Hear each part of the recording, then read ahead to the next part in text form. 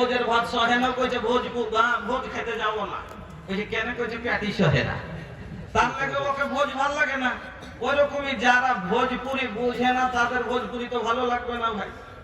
যারা বুझे जैसन भोज में मजा बा वैसने भोजपुरी में मजा बा। भोज में जैसन बहुत तरह के खाए मिलेला, भोजपुरी जबान में हर जबान के मिलावट बा। इहे खातिर भोजपुरी जबान बड़ा नीक लागेला। तो हमरा वालों के भोजपुरी भी सुनाई, लेकिन भैया सबके कहा था कि ये भोजपुरी जबान जवानन के जबान बा, बुढ़वन के ना। ई सच बात बा। काहे कि ये मोबाइल बना, ये मोबाइल आइला के बाद भोजपुरी के विकसित भइल बा। लेकिन जो ओल्ड मॉडल के आदमी बा ओकर भोजपुरी सब समझ में ना आई भैया। बुढ़ा मनुष्यरा को कम बुझते पारे, যারা ইয়ং জেনারেশন তারা বেশি ভোজপুরি বোঝে। এজন্য আর আশা করি আপনারা আনসারি খোরঠা এরকম বিরাদারের লোক এখানে বেশি, যাদের জন্য ভোজপুরি বোঝাটা সহজ আশা করি। তবে ভাই একটু মাঝে মধ্যে যখন আপনারা ভোজ খেতে যান, মাছ খেলে কর্মটাতে গেলে পরে দেখেন যে ক্ষীরের মধ্যে ভাজি দেয়, কেন? একটু খাওয়ার দিলচস্পি হবে তার কারণে।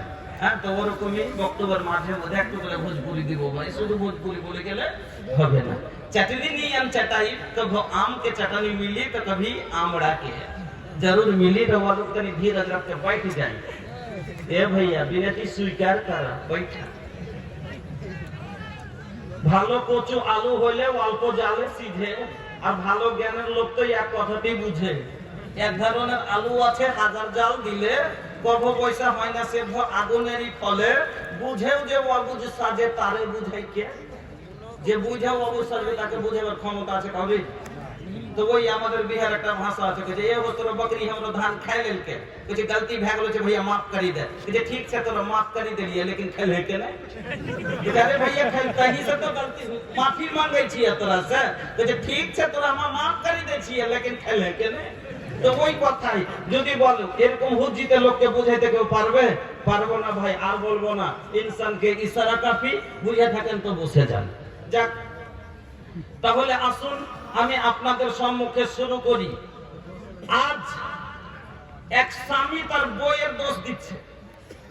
স্বামী বলছে আমার বউ ভালো না, তো বউ বলছে আমার স্বামী ভালো না। যেমন এক মহিলা বলছে, নিজের নিজের দোষ কেউ বুঝে না ভাই।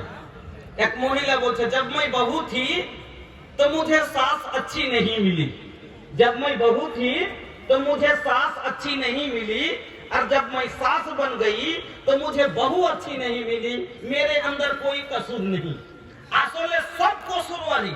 আসলে নাটের গুরু হলো ওই, বদমাশের হাড্ডি হলো ওই, ওয়ারি ব্যবহার খারাপ, ওর চরিত্রের কারণে তখন শাশুড়ির সাথে বন্তি পড়েনি, আর আজ বৌমার সাথেও বন্তি পড়ে না, কিন্তু নিজের ভুল বুঝতে পারে না। ওই রকমই এক ছেলে নিজের ভুল বুঝে না, দোষ চাপা দিচ্ছে স্ত্রীর উপরে। একজন স্ত্রী ওর নিজের ভুল বুঝে না, ও দোষ চাপা দিচ্ছে তার স্বামীর উপরে, কিন্তু নিজ নিজ ভুল বুঝতে কেউ পারে না। স্বামীর যে দায়িত্ব সে পালন করতে পারে না, এক মহিলার যে কর্তব্য সে নিভাইতে পারে না, যার কারণে এই সংসারে অশান্তি কিভাবে হয়। আসুন আপনাকে আমি বলি ভাইজান, স্বামী স্ত্রী, প্রথমে একটু ভঙ্গিমাতে কথাটা ভালো করে বুঝিয়ে দিই, তারপরে আমি হাদিসে আসছি। স্বামী স্ত্রী হলো জীবনের গাড়ির দুটো চাকা। যেমন মোটর সাইকেলে দুটো চাকা হয়, সামনের চাকার জন্য পিছনের চাকা লাগবে জরুরি, আর সব পিছনের চাকার লেগে সামনের চাকার জরুরি। না হলে পিছকের চাকা না হলে সামনের চাকার ভ্যালু নেই, সামনের চাকার না হলে পিছনের চাকারও ভ্যালু নেই। এক মানে একজনের জন্য অপরকে দরকার আছে। ওরকমই একজন ছেলে আর একজন মেয়ে হলো সাংসারিক জীবনের গাড়ি